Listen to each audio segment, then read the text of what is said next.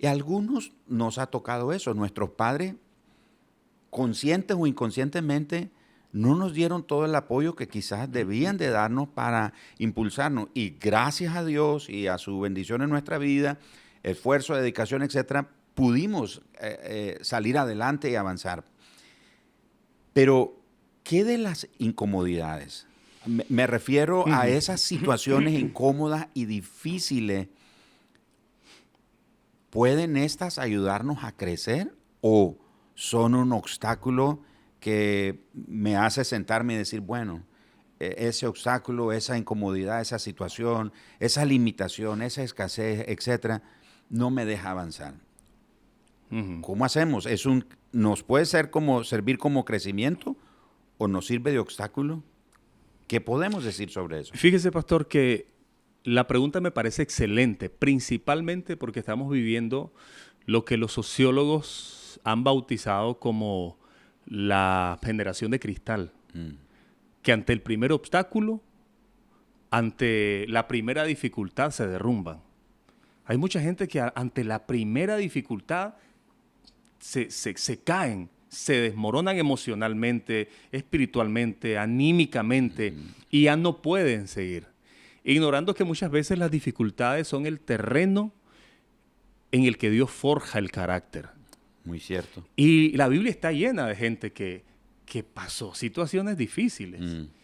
Podemos ver a José, por ejemplo, siendo vendido por sus hermanos, padeciendo no solamente con los suyos, sino padeciendo en Egipto también posteriormente. Y al final, él mismo pudo ver que todas las cosas que sus hermanos habían planificado para su mal, Dios las había convertido para bien. Podemos ver a David huyendo de Saúl, por ejemplo, pasando dificultades. Podemos ver a toda la iglesia primitiva, léase el libro de los Hechos, tómeselo, almuérceselo y céneselo, y vea las dificultades que encontraban todos los discípulos mientras intentaban predicar. Y me encanta cómo Lucas, escribiendo en los Hechos, dice que cuando los discípulos pasaban estas dificultades, salían contentos de haber sido tenidos por dignos de padecer por causa del Señor. Imagínate eso. Esa es una cosa... Sí. Esa no era generación de cristal. Sí. Y esa es la generación que tenemos hoy, pastor, lamentablemente, incluyendo a los cristianos. Tenemos padecimiento, pastor, la gran tribulación. Mire, los vecinos no aguanto a los vecinos, pero resulta que es que él era el primer invivible y entonces los problemas con su vecino no son dificultades, son consecuencias de una mala conducta. Eso entre paréntesis, ¿verdad? No se enojen. Pero la verdad es que debemos de entender de que las dificultades no deben de ser obstáculos para nosotros.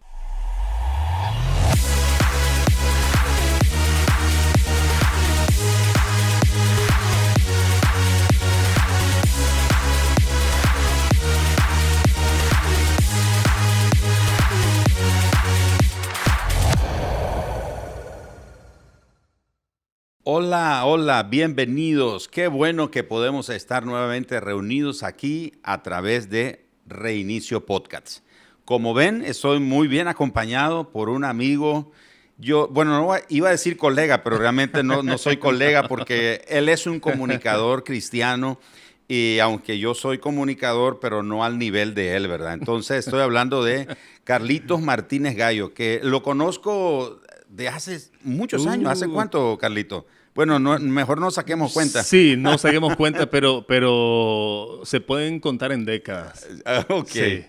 Excelente. Bueno, Carlitos, y lo llamo Carlitos de cariño. Lo conocí siendo él un jovencito y siempre lo he tratado de esa manera. Por cierto, en mi WhatsApp lo tengo Carlitos, y especialmente porque tengo muchos Carlos ahí, entonces ya sé cómo identificarlo.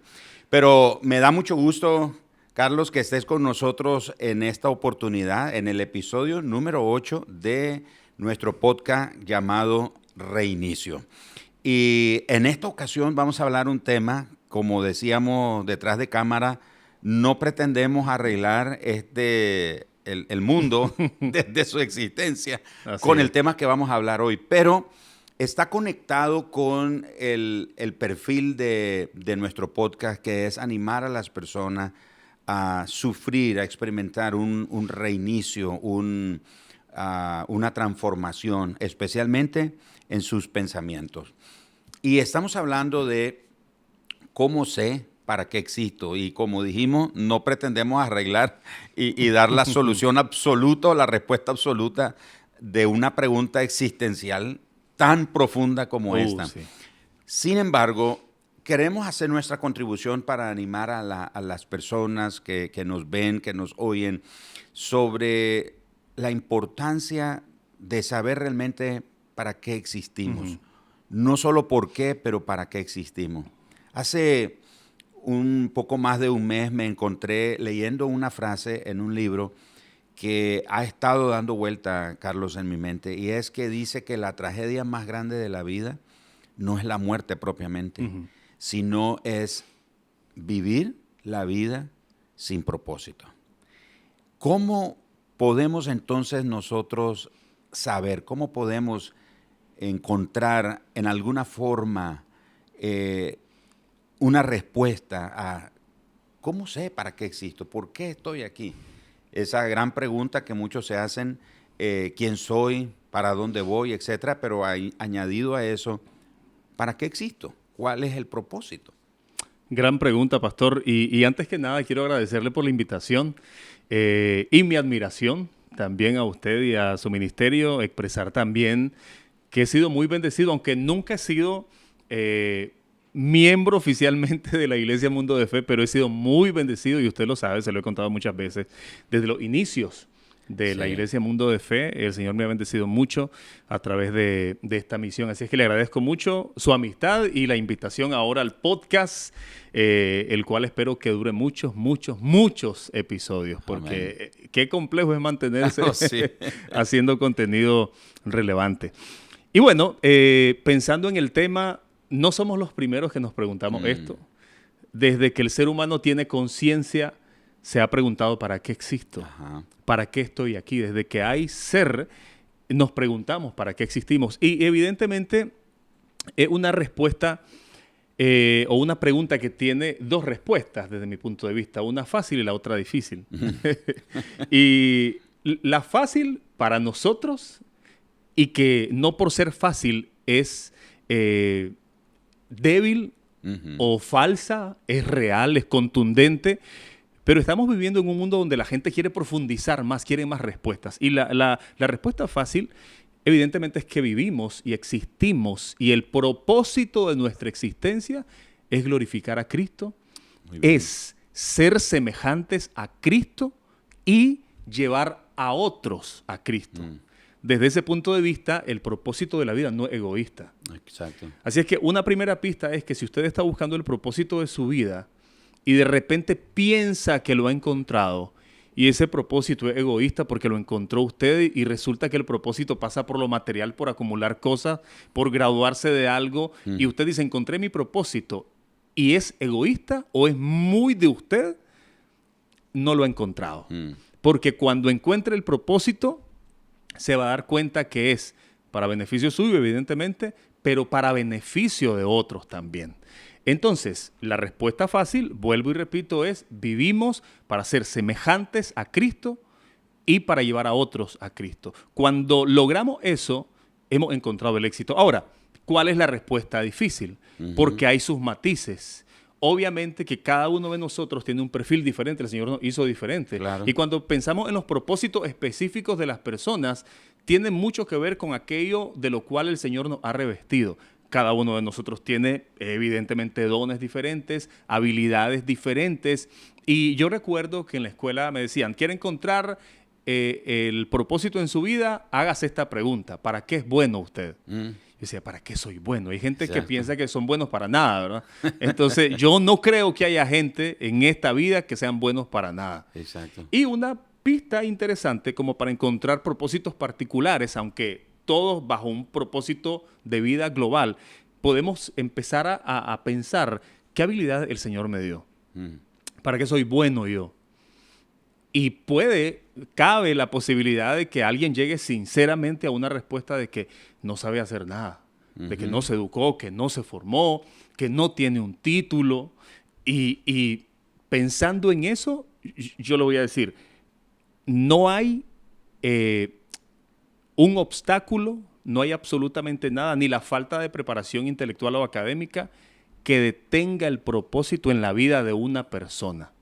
Cuando alguien evidentemente se dispone su vida delante del Señor para que Él cumpla el propósito para el cual lo ha diseñado. Porque vamos a decir que hay mucha gente que es menos beneficiada que otra, ¿verdad? Hay gente que nace en lugares y está en situaciones donde no tienen oportunidades de crecimiento. Digo eso porque si pensáramos que el propósito en la vida tiene que ver con tener mucho materialmente, mucho dinero, mucha posición, un nombre, una fama, una plataforma envidiable, mucha riqueza, bueno, pues todos los apóstoles fracasaron. Cristo mismo habría fracasado. Sí. Y no habría encontrado el propósito si midiéramos el propósito en la vida por esos elementos en base a materiales. las posesiones. Ahora, con eso que estás comentando, me viene a la mente esta pregunta, o sea, hace más clara, porque hay personas que, es cierto, no tienen las mismas oportunidades que otras personas tienen, pero la Biblia dice que el Señor nos ha dado a todos ocasión y tiempo. Es decir, al final todos tenemos el elemento más importante para poder hacer algo significativo con nuestra vida, es el tiempo. Y Dios nos los ha dado a todos. Pero hay personas entonces que dicen, que pueden estar pensando, bueno, yo no siento que mi existencia tenga valor o significado porque no tengo un título profesional o porque no tengo bienes materiales o porque no tuve el respaldo de una persona importante, influyente, etc. Entonces la pregunta sería aquí, ¿se trata esto de suerte o se trata de ser determinado? ¿Qué le podemos decir a esas personas que están batallando con ese pensamiento? Respuesta corta. No es suerte, es constancia y determinación. Pero ahora, también hay unos matices en esta respuesta. Porque hay gente que puede ser constante en lo malo. Bueno, sí, también. Hay gente que es constante en los malos hábitos. Hay gente que es constante procrastinando, por ejemplo. Dejando todas las cosas para otro momento, para otro día. Mejor mañana lo hago. ¿Por qué puedo hacer, es mejor, como dice el dicho, ¿para qué dejar para mañana lo que puedo hacer hoy? Pero la gente que procrastina dice, ¿para qué dejar para hoy lo que puedo hacer mañana? Sí. Entonces, el asunto, más allá de pensar si es cuestión de suerte o de determinación o de constancia, yo creo que aquí el tema es pensar en qué estamos siendo constantes. Porque como le decía, hay gente que es constante en los malos hábitos, hay gente que es constante en lo malo. Y la otra pregunta sería, ¿en qué estoy siendo constante y hacia dónde me lleva mi constancia? Por ejemplo, en una situación práctica, si yo soy cristiano y estoy intentando, por ejemplo, deshacerme de los malos hábitos, incluso de hábitos pecaminosos, de repente dicen los especialistas que si yo empiezo a practicar algo por 21 días, eso se me va a convertir en un hábito. Pero para llegar a esos 21 días, pues tengo que meterle constancia. Estoy siendo constante en algo que me lleva a un propósito, a un fin. Porque la gente puede ser constante en otras cosas. Pero entonces aquí la pregunta es, ¿en qué está siendo usted constante? ¿En qué está poniéndole empeño? ¿En qué está siendo determinado? Si esas cosas en las que usted está siendo constante le están acercando a su propósito de vida, a mí me encanta cómo lo dice Isaías. Dice Isaías 43:7, todos los llamados de mi nombre, para gloria mía los he creado. Desde ahí tenemos un propósito global. El propósito en la vida es glorificar al Señor. Entonces, asegúrese que aquellas cosas en las que usted está siendo constante le están acercando más y más a ese propósito de glorificar a Dios. Ahora, esto puede sonar muy evangélico y la gente puede pensar, entonces quiere decir que es mi servicio en la iglesia, si soy ujier, si soy pastor, si soy... No. Es que el glorificar a Dios no se reduce a mi participación eclesiástica o a lo que yo practico en la liturgia de la iglesia. Tiene que ver con cómo yo vivo. Si yo soy carpintero, estoy haciendo buenos banquitos para la gloria de Dios. Incluso la Biblia dice que podemos comer y beber para la gloria de Dios. Si yo soy cantante, hago buenas canciones para la gloria de Dios. Si yo soy doctor, voy a preocuparme por hacer bien mi trabajo. No le voy a dejar herramienta, un bisturí a un paciente en el estómago después de una cirugía. Es decir, todas las cosas que yo hago, si me toca lavar los baños en la iglesia, si me toca planchar o lavar, voy a ser constante en hacerlo eso con un corazón que glorifique a Dios. Constancia. Fíjate que hace un buen par de años atrás, estaba visitando un hotel y restaurante en el norte del país y me encontré con un señor que nos estaba atendiendo. Estaba sirviendo de mesero, eso era su trabajo en ese hotel y restaurante. Pero ese hombre, ya bastante mayor de edad, se distinguía del resto de los demás trabajadores del hotel y restaurante. Los demás eran mucho más jóvenes, pero este hombre tenía una actitud que a la distancia uno notaba la diferencia. Era una actitud interna, era que si él tenía que limpiar la mesa, era evidente que tenía una actitud de deleitarse en lo que estaba haciendo. Si servía la comida, si servía la bebida, la forma en la que nos atendía. O sea, era evidente que era una persona muy, muy distinta. En un momento me levanté y lo fui a saludar y yo le dije, Señor, cuando yo sea grande yo quiero ser como usted. Y él se puso a sonreír porque usted tiene algo diferente. Se nota que usted sabe, usted tiene pasión a lo que hace. El resto de gente era evidente que estaba trabajando por el cheque o por la quincena o la mensualidad, no sé. Pero este hombre era muy distinto. Lo menciono porque tú decías, puedo ser un carpintero, puedo ser un albañil, pues independientemente de la ocupación o profesión que ocupemos o hagamos, cómo hacemos el trabajo, la forma en la que lo hacemos, el entendimiento de por qué lo hago, eso es lo que hace la diferencia. Y aquí surge entonces esta pregunta.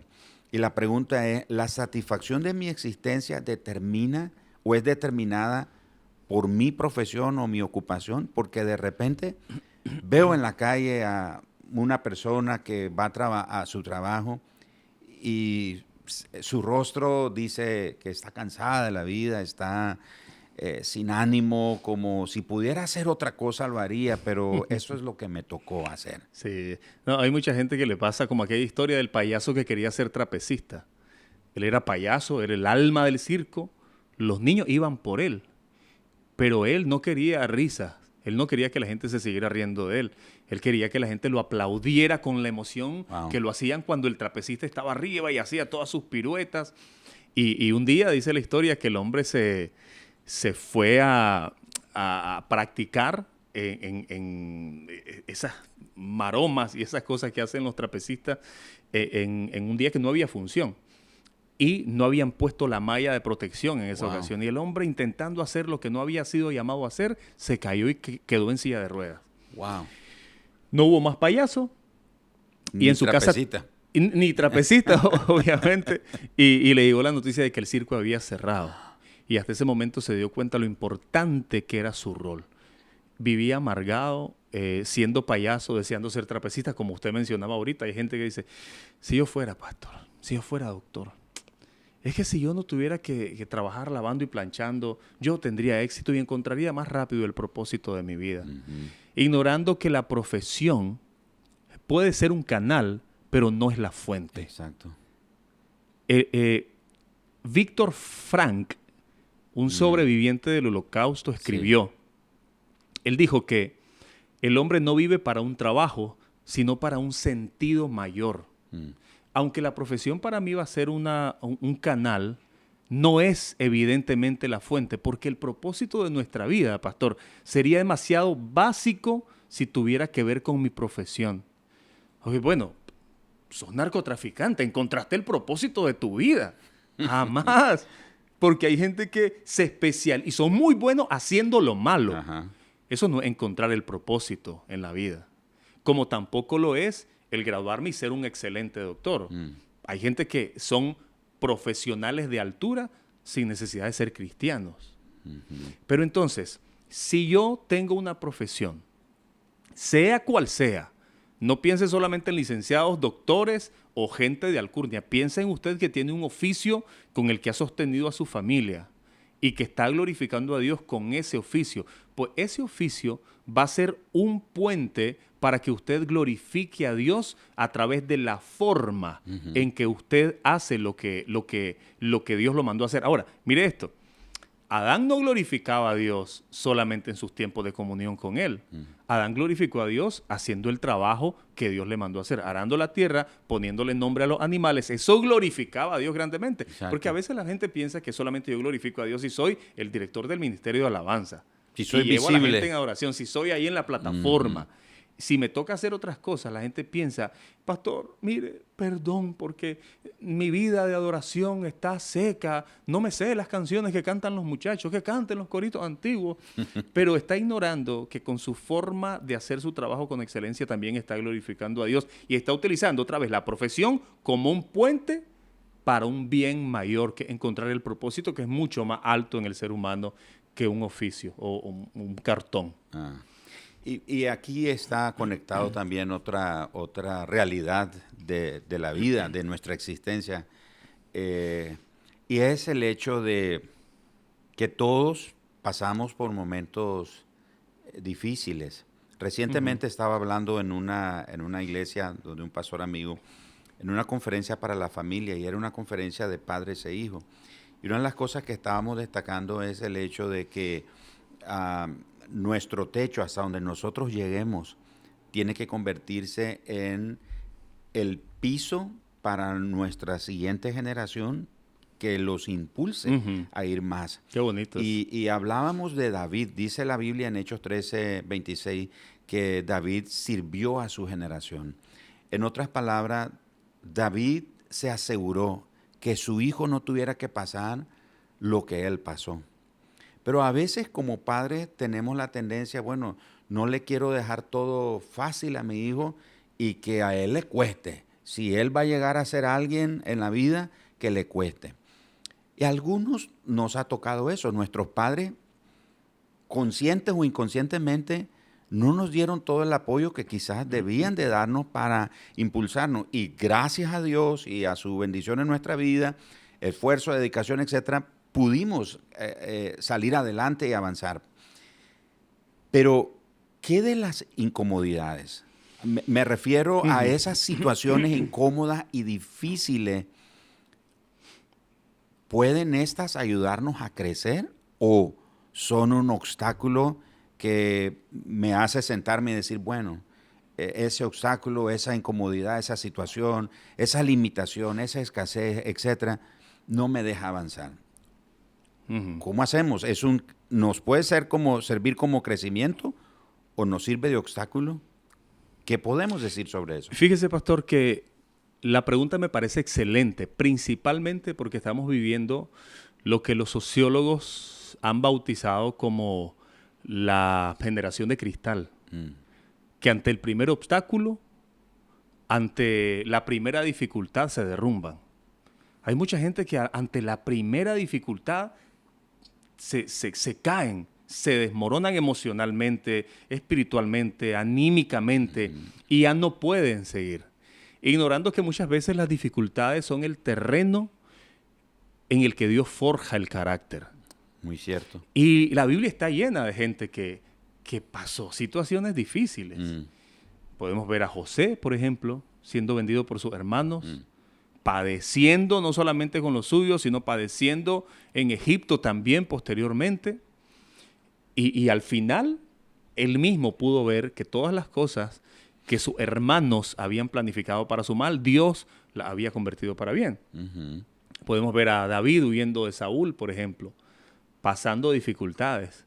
Podemos ver a toda la iglesia primitiva, léase el libro de los Hechos, tómeselo, almuérceselo y céneselo, y vea las dificultades que encontraban todos los discípulos, mientras intentaban predicar, y me encanta cómo Lucas, escribiendo en los Hechos, dice que cuando los discípulos pasaban estas dificultades, salían contentos de haber sido tenidos por dignos de padecer por causa del Señor. Imagínate eso. Esa es una cosa... Sí. Esa no era generación de cristal. Sí. Y esa es la generación que tenemos hoy, pastor, lamentablemente, incluyendo a los cristianos. Tenemos padecimiento, pastor, la gran tribulación. Mire, los vecinos no me aguantan, no aguanto a los vecinos, pero resulta que es que él era el primer invivible y entonces los problemas con su vecino no son dificultades, son consecuencias de una mala conducta. Eso entre paréntesis, ¿verdad? No se enojen. Pero la verdad es que debemos de entender de que las dificultades no deben de ser obstáculos para nosotros.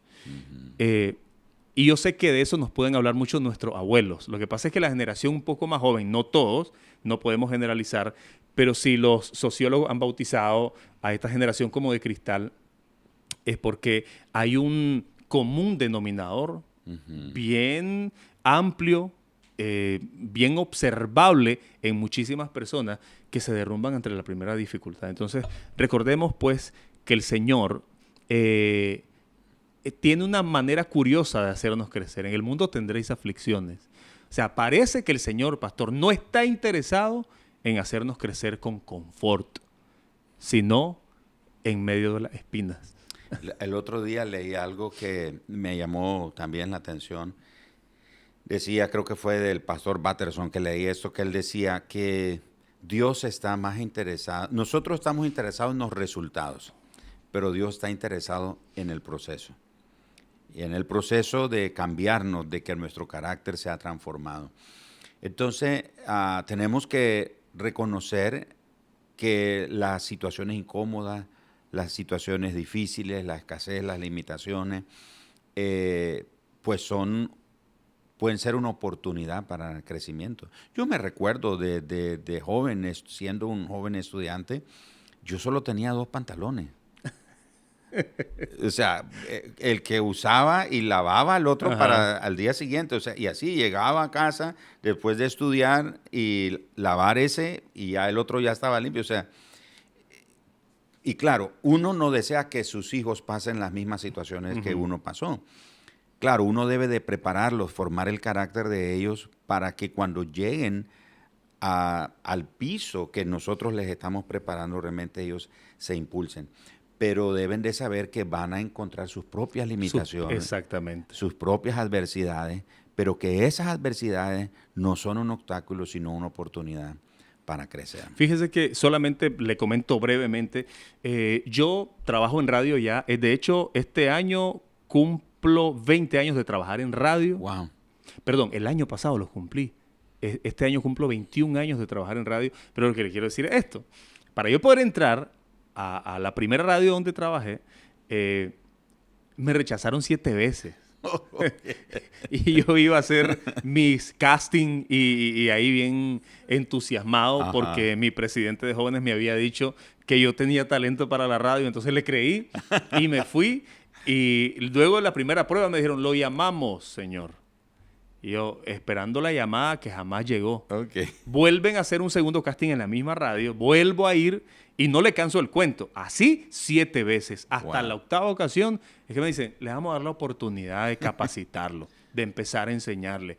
Pero la radio, que ha sido mi trabajo, los medios de comunicación en estos más de 20 años, me ha ayudado a encontrar propósitos particulares para mi vida.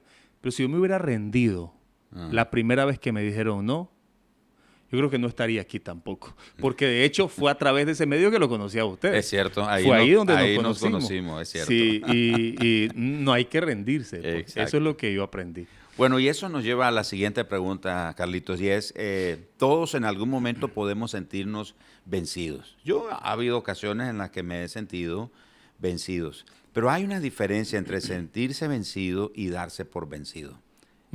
¿Qué podemos hacer? ¿Qué le podemos decir a esa gente que ya no solo se siente vencida, cansada, sino que ya, como dicen popularmente, colgó los guantes, los tenis, la toalla, etcétera?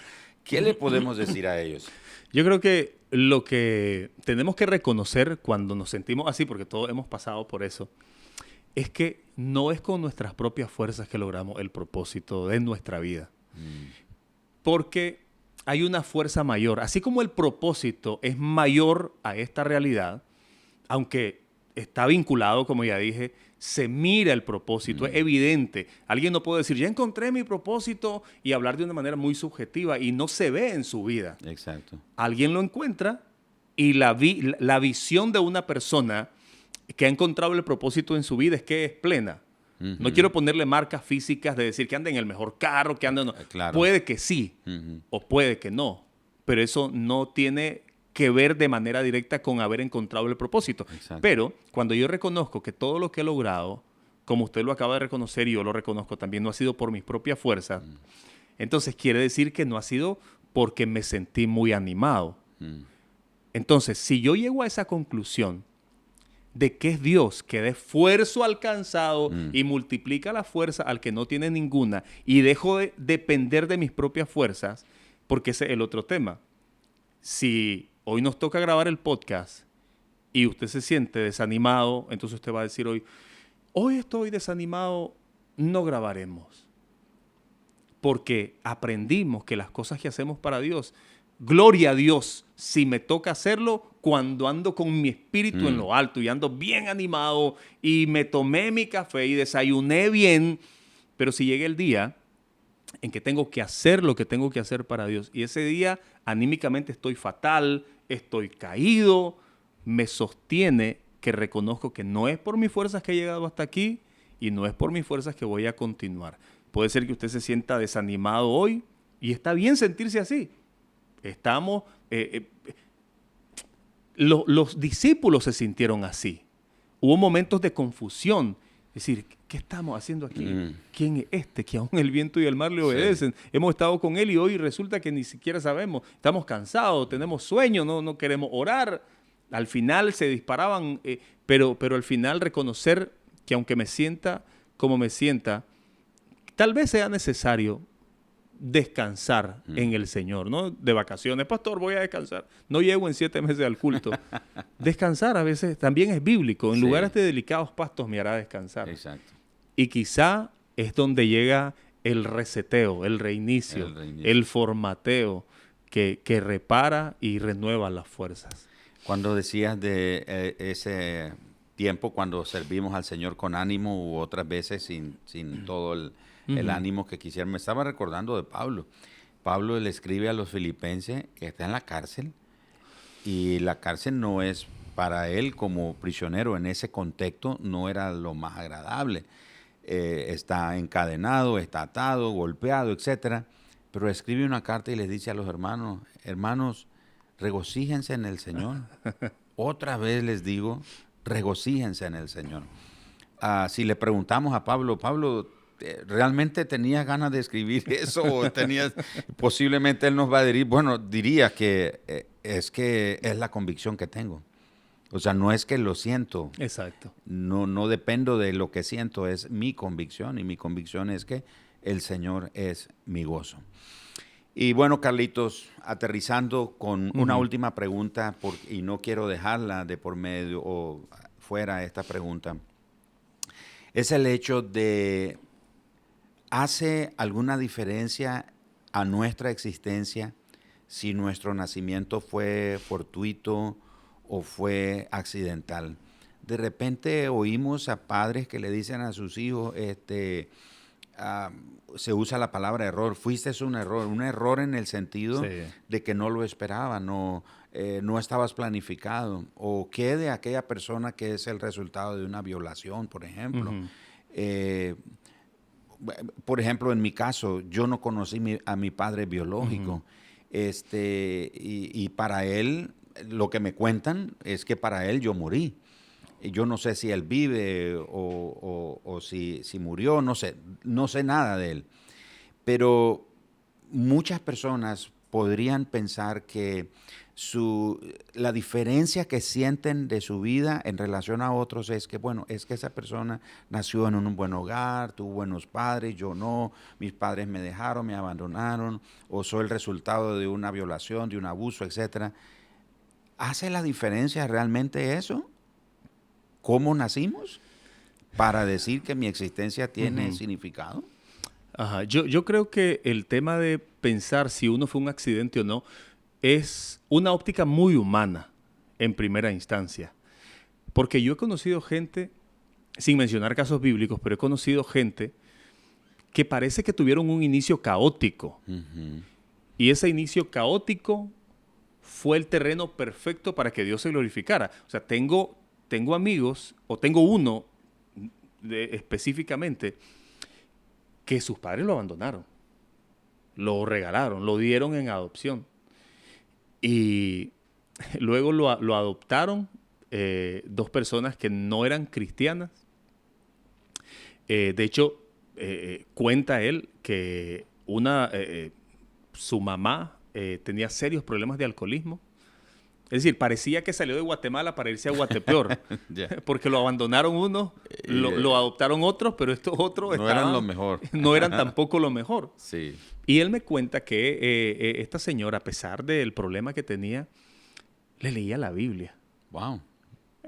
Por alguna razón le leía la Biblia a la señora. Y él se fue enamorando de la Biblia. Hoy, ese hombre, ya un hombre más de tal vez 34 años por ahí, es predicador.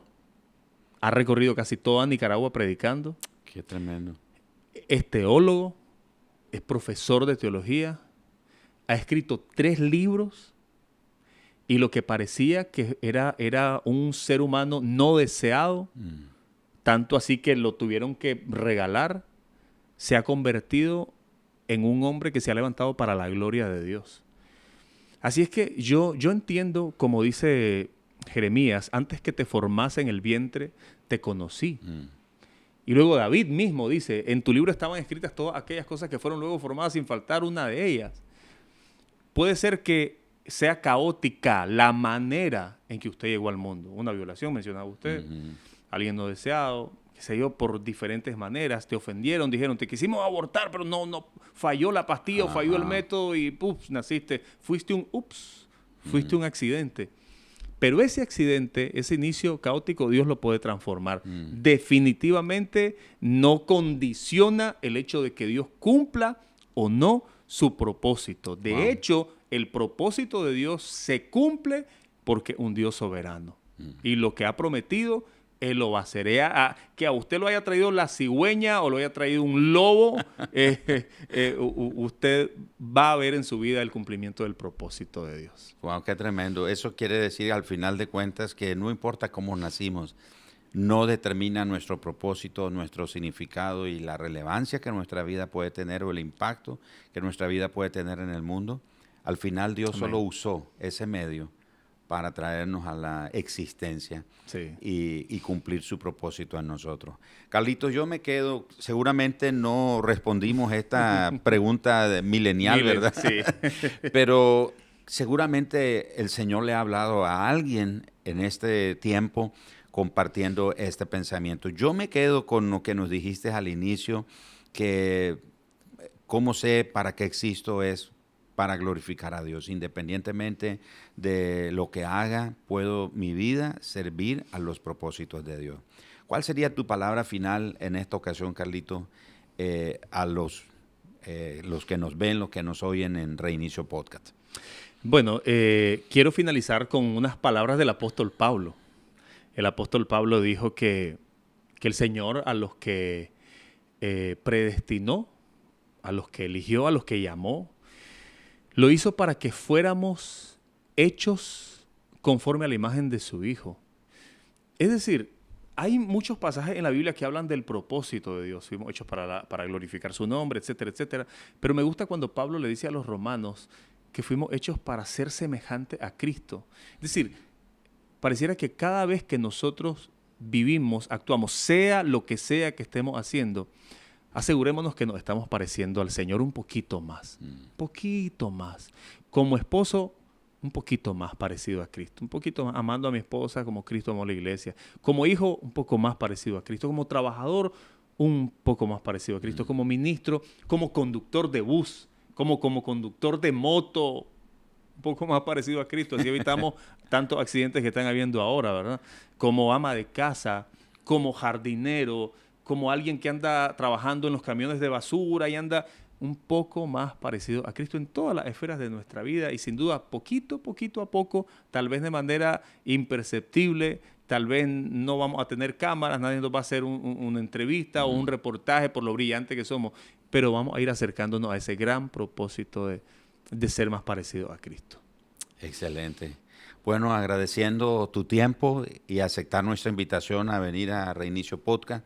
Y espero que nos acompañes en una próxima ocasión para seguir dilucidando estas preguntas mileniales.